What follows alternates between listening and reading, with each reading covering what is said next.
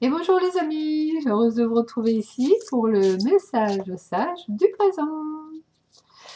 Alors je suis comme vous, hein, je vais découvrir quel est ce message. On va commencer un tirage avec ce jeu. On va prendre 2 cartes. 1, 2. Qui est tendez la main, donnez plus. Bon, ben voilà l'ambiance du jour. Tendez la main, donnez plus.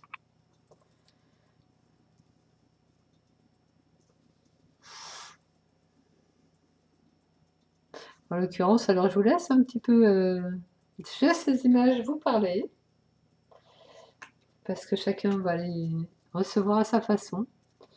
En l'occurrence, là, pour moi, c'est un passage qui est quand même pas simple. Donc, si autour de vous, vous avez des gens qui sont dans des passages un petit peu pas simples dans leur vie, tendez-leur la main. Donnez-leur en plus. Donnez-leur plus d'amour, de présence, d'attention.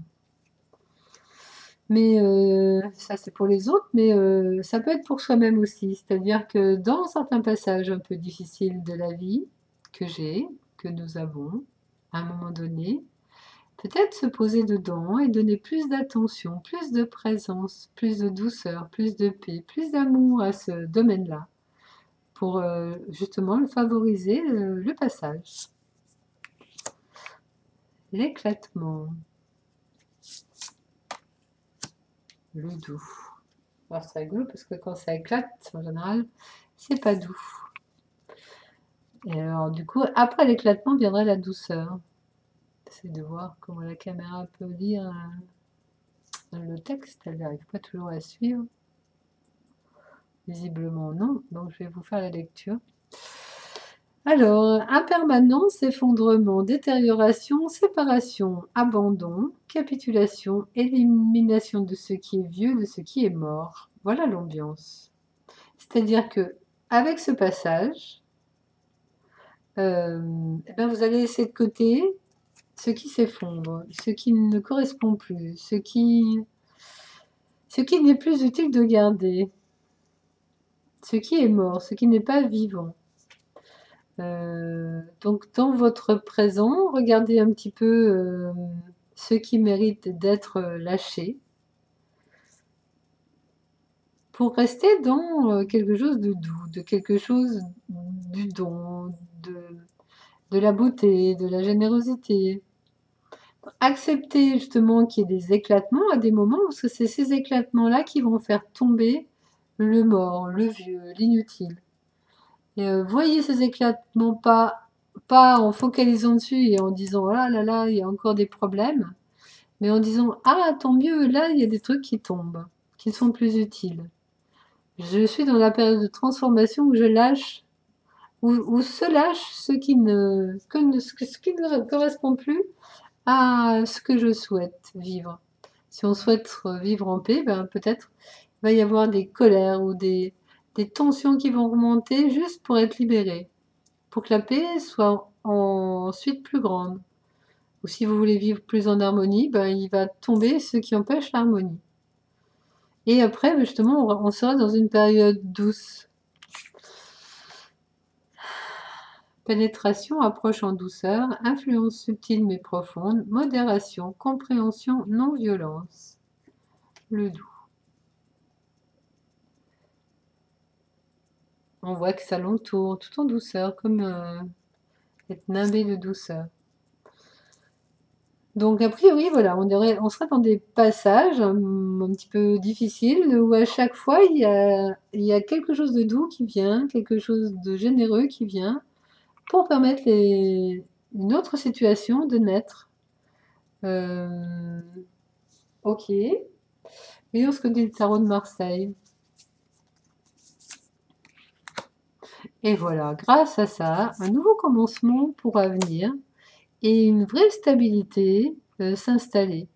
On aura des nouveaux outils, des nouveaux jeux, des nouveaux instruments, hein, des nouveautés simplement, qui seront là, auxquels on pensait pas jouer, peut-être même des nouveaux partenaires de jeu, des nouveaux, en fonction de ce que vous allez traverser. Euh, ou alors, si c'est pas des nouvelles personnes, ce sera peut-être les personnes avec lesquelles on a l'habitude d'être, mais qui joueront des rôles nouveaux, qui auront une nouvelle posture, une nouvelle façon d'être. Et ça va installer une belle richesse. L'impératrice, c'est quelqu'un qui est stable, mais qui sait régner sur son royaume, qui est maître, qui sait allier le spirituel et le matériel, qui règne en maîtresse, mais c'est une maîtresse communicante, pas autoritaire, qui partage sa sagesse et sa stabilité. Donc de ces mouvements-là naîtront une belle stabilité et des nouveautés. C'est chouette. On va prolonger avec ce petit jeu-là. Hop. Voir qu'est-ce que le message viendrait nous dire. Mais il y a la carte de l'amour déjà. Voilà, donc permettra peut-être à plus d'harmonie, plus d'amour, un retour aussi, des situations qui se retournent et qui apportent les clés pour sortir du labyrinthe. Si on était dans des situations comme ça un petit peu difficiles ou dangereuses ou non équilibrées, eh bien toutes ces harmonies-là vont se mettre dans un autre mouvement grâce aux clés qu'on aura, ces nouveaux jeux, ces nouvelles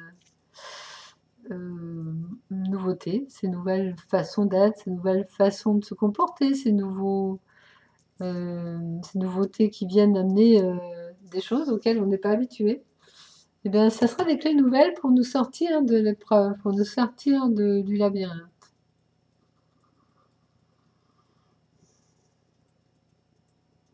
On va juste finir avec 2 cartes. Je range pour pouvoir avoir de la place pour faire la fin.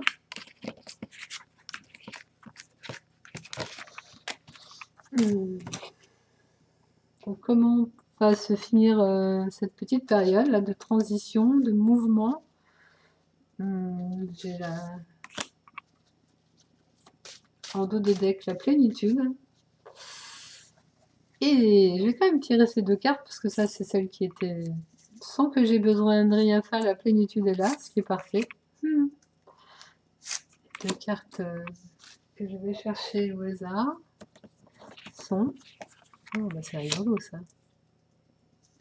On s'attendrait à une fin heureuse vu tout ce qu'on a traversé et on tombe sur la culpabilité et l'avarice. C'est cool ça.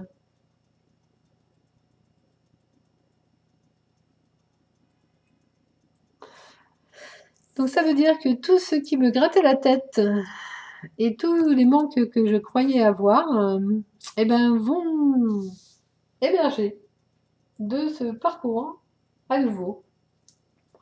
Sans doute pour que je les accueille, que je les reçoive, que je n'aille pas contre ça, c'est juste laisser passer ces émotions, traverser ça, dans le calme, dans le silence. Ça, c'était en dos de deck aussi. Donc, grâce à ces nouveautés, laissez passer ces vieilles énergies qui remontent. Elles ne remontent pas pour être vécues, elles remontent pour être libérées. C'est-à-dire qu'elles vont passer devant votre nez parce qu'elles étaient dedans, enfermées dans nos croyances. Et là, elles montent pour être libérées, pour ne plus avoir ça en soi. Et être remplacées par... ça le non-jugement. Et l'harmonie. C'est-à-dire on ne regarde pas si un est plus fort que l'autre, c'est comme ça. Et l'harmonie, donc c'est le cœur qui vient harmoniser la tête. C'est vrai que dans le monde émotionnel, quand on traverse des phases de transformation, comme on l'a vu tout à l'heure, ça permet à des moments d'avoir des émotions anciennes qui refont surface. Parce qu'elles sont représentées j'aurais envie de dire une dernière fois, non pas pour être crues et pour cheminer avec, mais juste pour les laisser passer, pour les sortir, pour qu'elles soient dehors, pour qu'on dise non, ça y est, je t'ai vu, vas-y, pars. C'est un peu comme la libération, quelque chose qui était au fond de nous qu'on ne voyait plus. Et tout à coup, ça réapparaît juste parce que ça traverse, ça nous passe devant. Et ça s'en va au loin. Il y avait cette idée de plénitude. Cette plénitude, c'est aussi le fruit mûr qui tombe. Donc on arrive à un stade de mûrissement où le fruit est accueilli. Et en ce sens-là, cette plénitude ne peut pas créer du manque. Donc tout ce qui était manque, tout ce qui était culpabilité peut-être de croire qu'on génère toujours du manque, eh ben, n'a plus lieu d'être. Donc on peut complètement le laisser passer.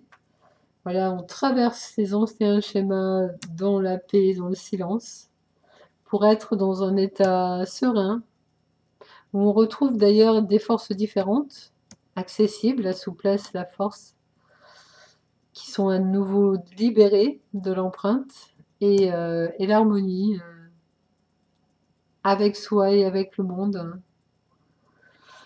L'harmonie du tout, qui est là, complet, entier. Magnifique message, les amis. Je vous dis à bientôt. Au revoir.